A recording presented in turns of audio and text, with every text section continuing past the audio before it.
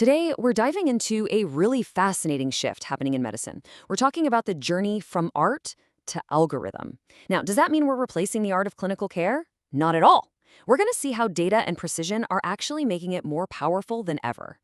So let's start with this image. You've probably seen it before. It's a painting from 1891 called The Doctor. And it just perfectly captures the classic image of medicine, right? The physician at the bedside, using their senses, their experience, their intuition.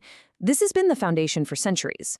But as you know, today's world is a lot more complex and it demands some new tools in the toolbox. So here's our roadmap for this explainer. First, we'll look at a real-world clinical challenge. Then we'll explore what precision medicine actually promises. After that, we'll peek inside the new toolkit that's making it all possible. And finally, we'll see how it all comes together right at the patient's bedside. Okay, let's jump right into our first section. We're going to set the stage with a classic clinical problem that really highlights why the old way of doing things sometimes just doesn't cut it anymore. Okay, put yourself in this situation. A 64-year-old walks into your clinic with atypical chest pain. The signs are kind of vague, but your gut, your clinical intuition is telling you something might be up. So what do? This is a scenario you're going to face over and over. How do you go from that hunch to a real quantifiable risk, especially when the next step might involve an invasive and expensive procedure? And that exact problem, that nagging uncertainty, is what's fueling this massive change in medicine. We're starting to shift our focus away from treating the average patient and really zeroing in on the unique individual sitting right in front of us. You know, for decades, the absolute gold standard has been evidence-based medicine. We all know it. It's built on those massive randomized clinical trials we spend so much time studying. And look, it's been incredibly powerful. It tells us what works, on average, for huge groups of people. But here's the evolution. Precision medicine doesn't throw evidence-based medicine out the window. Not at all.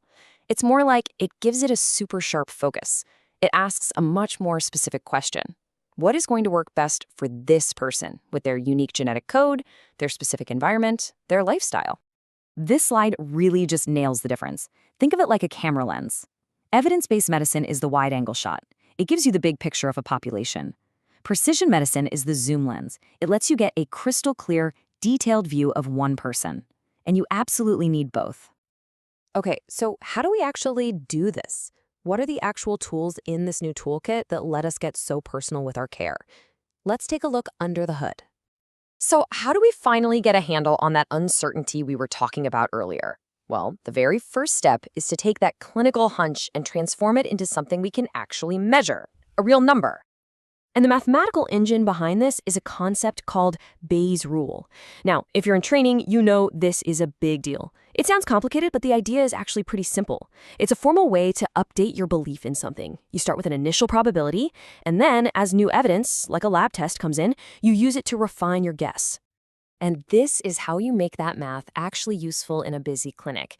It's called a nomogram. It looks a little intimidating, but it's brilliant. You find your initial guess, your pretest probability on the left, you find your test result in the middle, then you just draw a straight line through them, and boom, where that line hits the column on the right, that's your new, updated post-test probability. It's genius. But updating our probabilities is really just scratching the surface. The toolkit is getting so much bigger. We're talking about deep dives into a patient's genomics, their proteomics, their metabolomics. It's a flood of data. And that's where artificial intelligence comes in, helping us sift through all that information to find the subtle patterns that no human eye could ever see. Okay, so let's bring it all home. Let's take all these new tools and all this data and see how it actually changes what we do for our patient. That 64-year-old with chest pain. So we're back with our patient. Let's say after our initial exam and history, we figure their chances of having significant coronary artery disease are about 50-50. It's a complete coin toss. That's a really tough place to be. So where do we go from here with our new tools? Now just look at the difference between these two pathways. The traditional path, we order a stress test, but the result comes back, it's equivocal, it's unclear. So now we're still stuck in that zone of uncertainty. But now look at the precision path. We add a simple genomic biomarker test.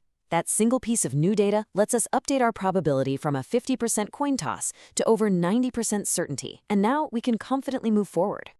And this right here is probably the most important takeaway of all. These new tools, the algorithms, the genomic tests, they don't replace you. They don't replace your clinical judgment. They make it better. They augment it. The data provides the powerful evidence, but you, the clinician, are the one who integrates it, who talks to the patient, and who ultimately makes the wise decision. Which, brings us completely full circle. After all this talk about data and algorithms and technology, the core of what we do hasn't changed a bit. This quote from Francis PBD says it all. The secret of the care of the patient is in caring for the patient. That's the whole point. So, I want to leave you with this final thought. As medicine gets more and more precise, how do we make absolutely sure that it also becomes more personal? That's the real challenge for our generation of physicians and clinicians, to perfectly blend the art and the algorithm, the precision and the person. The real question is, how will you do it?